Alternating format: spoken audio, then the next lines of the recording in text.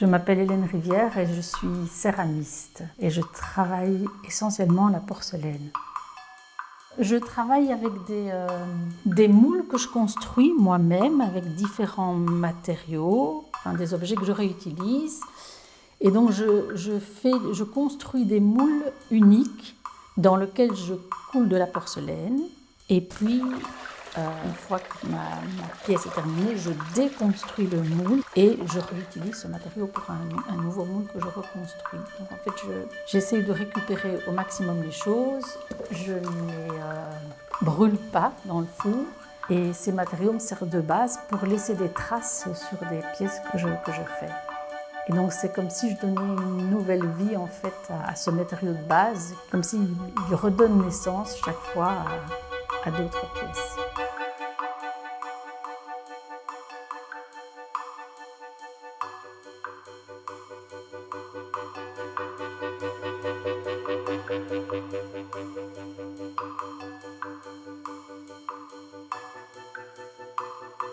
Alors les moules, je les fabrique énormément avec mes trésors.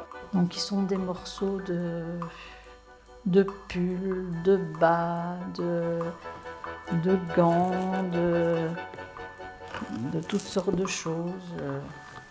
Je les choisis en fonction de la structure qu'ils vont donner, de la façon, la souplesse aussi qu'ils ont quand je les étire pour voir le mouvement qu'ils vont pouvoir donner.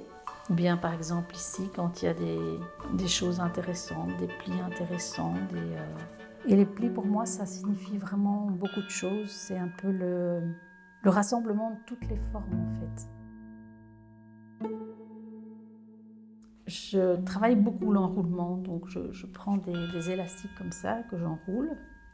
Au départ, je ne savais pas trop à quoi ça allait me servir, mais finalement, c'est devenu des bols, c'est devenu des pièces, c'est devenu un tas de choses. Je trouve que pour qu'on sente que quelque chose est vivant, c'est qu'il faut qu'on sente qu'il y a une tension.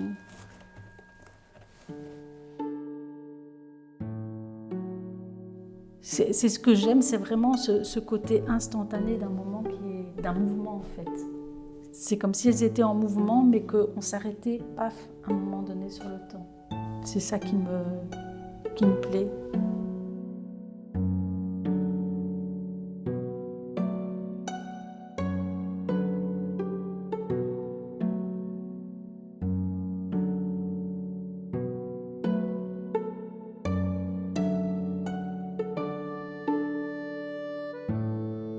Ce qui m'intéresse, c'est vraiment observer les objets comme on peut observer la nature.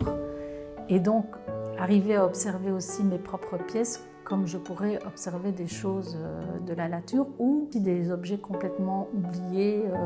On se dit, mais cet objet est magnifique.